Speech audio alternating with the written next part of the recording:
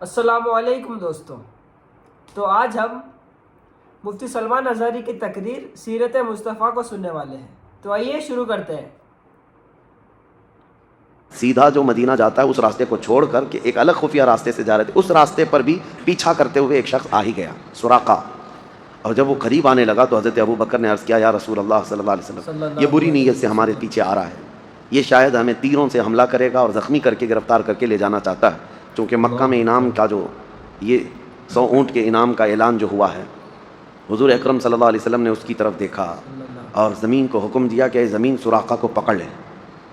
وہ گھوڑا دوڑاتا ہی آ رہا تھا کہ اس کے گھوڑے کے ٹاپ سمیت وہ زمین میں دھس گیا، اور اس نے جب یہ دیکھا نبی پاک صلی اللہ علیہ وسلم کی زبان فیض ترجمان سے نکلے ہوئے کلمات کا زمین کیسے پیروی کر رہی ہے، اس نے اپنے تیر کمان پھینک دیا اور کہا مجھے امان دے دیجیے، اور یہ کہنے لگا، آپ شریف ابن شریف، کریم ابن کریم، آپ کریم ہیں، آپ کے باپ کریم، آپ کے دادا کریم ہیں، کرم کرنے والے لوگ، مجھے معاف کر دیں۔ نبی پاک صلی اللہ علیہ وسلم نے فرمایا، زمین سراقہ کو چھوڑ دے۔ زمین کھل گئی اور وہ پھر نکل پڑا۔ اس طرح کا واقعہ بعض روایت میں ہے کہ 3 مرتبہ ہوا اس کے ساتھ، 3 مرتبہ حضور نے فرمایا زمین پکڑ لے، 3 بار حضور نے فرمایا زمین چھوڑ دے۔ ہر بار میرے آقا صلی اللہ علیہ وسلم کی رحمت کاملہ ہے۔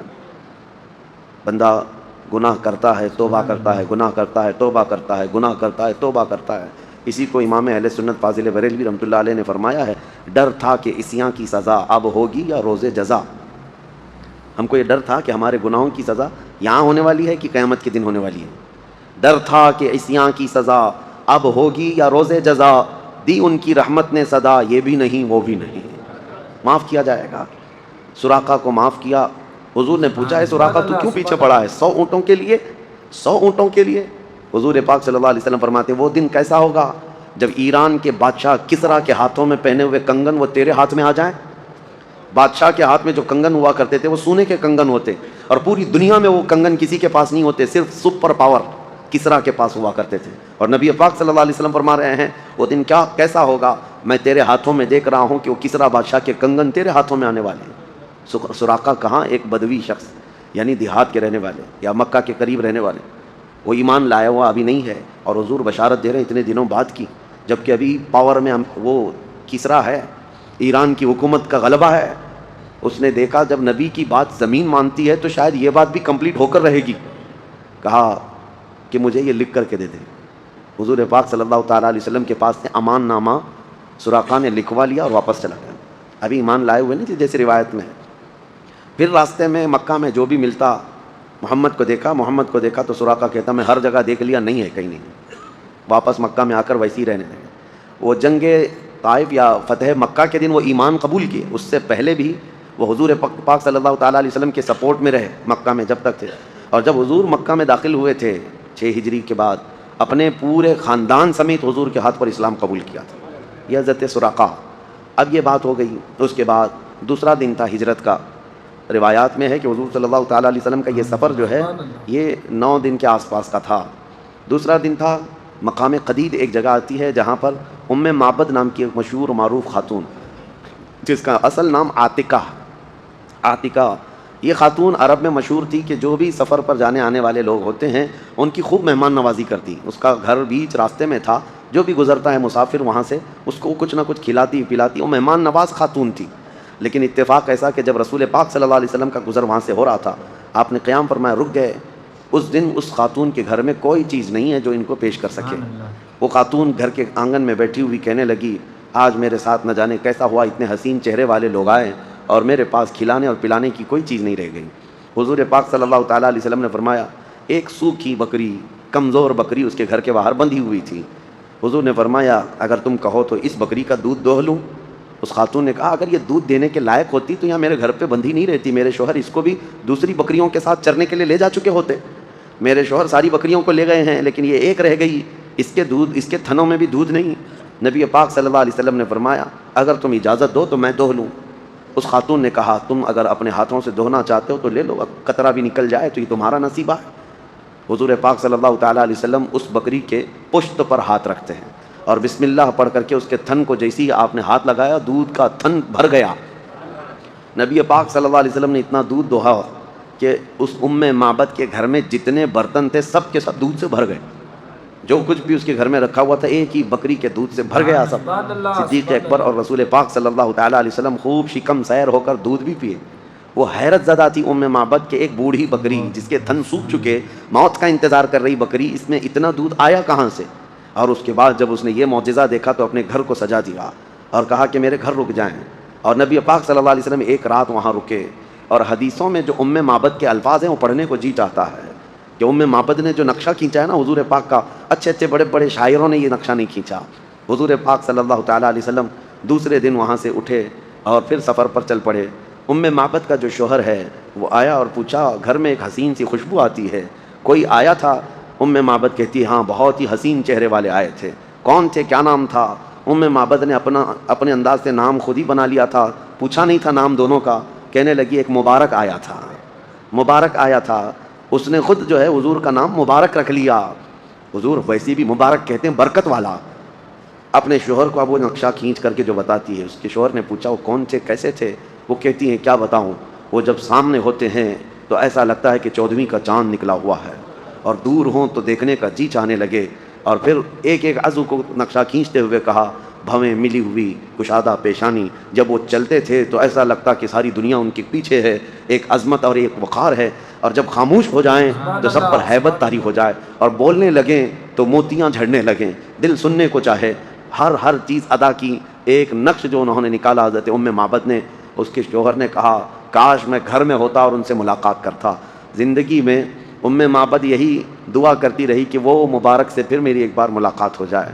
اتفاق یہ بتایا جاتا ہے ایک بار وہ بکریاں ہانکتی ہانکتی مدینے تک پہنچ گئی تھی، اور مدینے کے قریب ان کی بکریاں گم ہو گئیں، مطلب گم ہو گئیں، سب بکھر گئی۔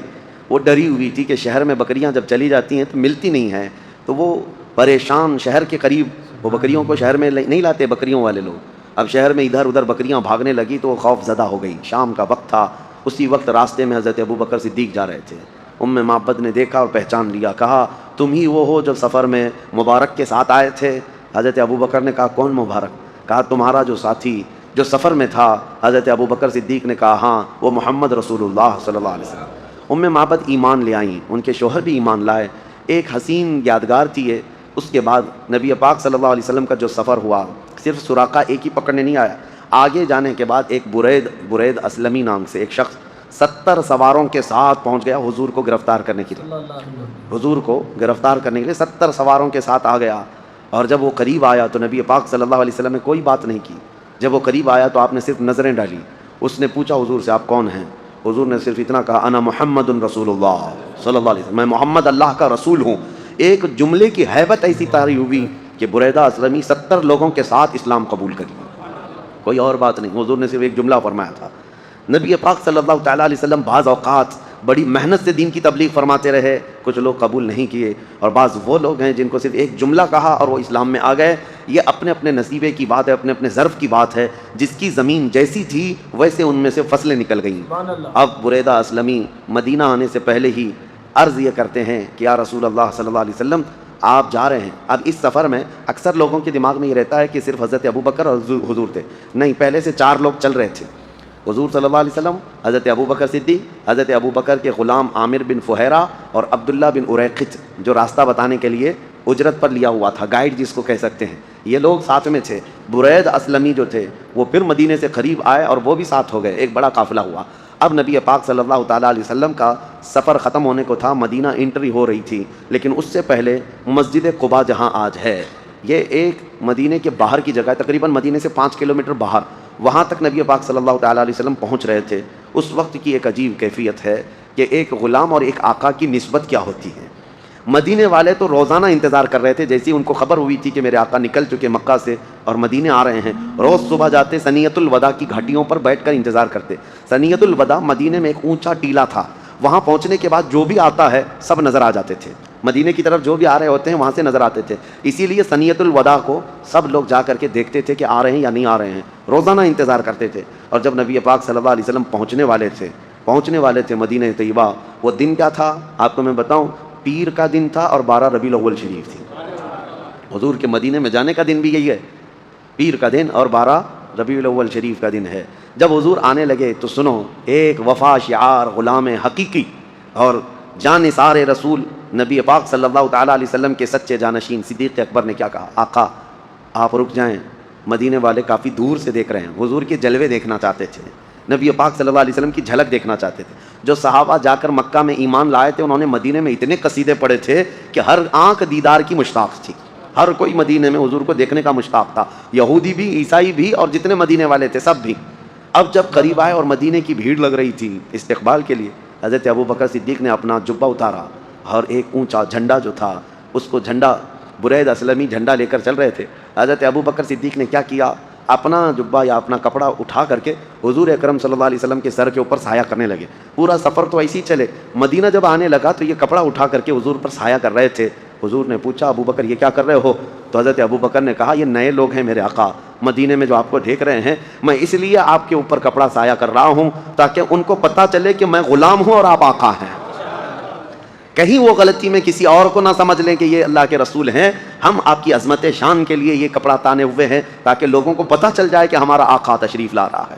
میرے عزیز تو یہی تو بات ہے کہ ہم فرق کرنے کے لیے کوئی نہ کوئی چیز لاتے ہیں. مسجدوں کو عام طور پر گھروں کی طرح کیوں نہیں بناتے؟ ایک مینار یا ایک گنبد اسی لیے رکھتے ہیں تاکہ عام گھروں سے فرق ہو جائے. اللہ کا گھر اور ہے، ہمارا گھر اور ہے. ہر چیز میں علماء کو بھی اسی لیے کہا گیا ہے وہ اپنے عمامے اپنے لباس الگ اس لیے رکھیں تاکہ دنیا یہ جانے کہ محمد عربی صلی اللہ علیہ وسلم کے نائبوں کی جماعت ہے، دین کے علم رکھنے والوں کی ہے. فرق رکھنے کا حکم دیا گیا اور صدیق اکبر نے یہ ثابت کر دکھایا. نبی پاک صلی اللہ علیہ وسلم سے ریلیٹڈ ہر چیز کو عظمت کے ساتھ پیش کرنا چاہیے، عظمت کے ساتھ پیش کرنا چاہیے تاکہ دنیا کے دلوں میں میرے آقا کی عظمت قائم رہے. سفر یہاں تک ہوا. اب پھر مدینے والوں کا جو استقبال تھا وہ تو تاریخ میں رقم کرنے والا استقبال ہے. وہ سنیت الوداع کی گھاٹیوں پر جیسی حضور پہنچ رہے تھے مدینے میں آوازیں گونجنے لگ گئی. بنو نجار ایک خاندان ہے مدینے کا، ان کی بچیاں انصار جتنے بھی قبیلوں میں تھے اوس اور خزرج کے سب اپنے اپنے گھروں سے نکل آئے تھے. عورتیں اپنے چھتوں پر تھیں اور سبوں نے جو ہے ترانہ مصطفیٰ جو گنگنایا تھا طلع البدر علینا من ثنیات الوداع وجب الشکر علینا ما دعا للہ داعی، جس کا مطلب یہ ہوتا ہے طلع البدر علینا من ثنیات الوداع، و ثنیت الوداع کی گھاٹیوں سے ہم پر 14ویں کا چاند طلوع ہو گیا ہے. یہ مدینے والے کہتے تھے ثنیت الوداع کی گھاٹیوں سے ہم پر 14ویں کا چاند طلوع ہو گیا ہے. اے لوگو ہم پر اللہ کا شکر واجب ہو گیا کہ اللہ کی طرف بلانے والا رسول اب ہمارے درمیان آ رہا ہے. انہیں فخر تھا اس بات کا، فخر تھا. جب نبی پاک صلی اللہ تعالیٰ علیہ وسلم قریب آتے گئے دف بجا بجا کر کے بچیاں یہ گنگناتی تھی. ایک عجیب سا سما تھا، ایک عجیب سا ماحول تھا. آج لوگ کڑتے ہیں اور جلتے ہیں، پوچھتے ہیں جلوس کہاں سے ہے. ہم یہی کہتے ہیں یہی تو مدینے والوں کا جلوس تھا جو میرے آقا کے استقبال کے لیے انہوں نے کیا تھا. اور اتفاق یہ ہے کہ انہوں نے بھی 12 ربیع الاول کو ہی جلوس کیا تھا.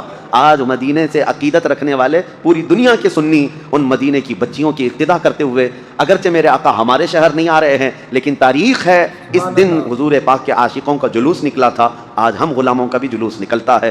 اللہ کریم ہم سب کو سنی صحیح العقیدہ رکھے اور میرے آقا کے عاشقوں کی جماعت میں زندہ رکھے اور حضور پاک کے قدموں میں ہمیں موت نصیب فرمائے. وآخر دعوانا الحمدللہ رب العالمین. تو حضرات بہت بڑی شان ہے ہمارے نبی کی، بے شک. السلام علیکم.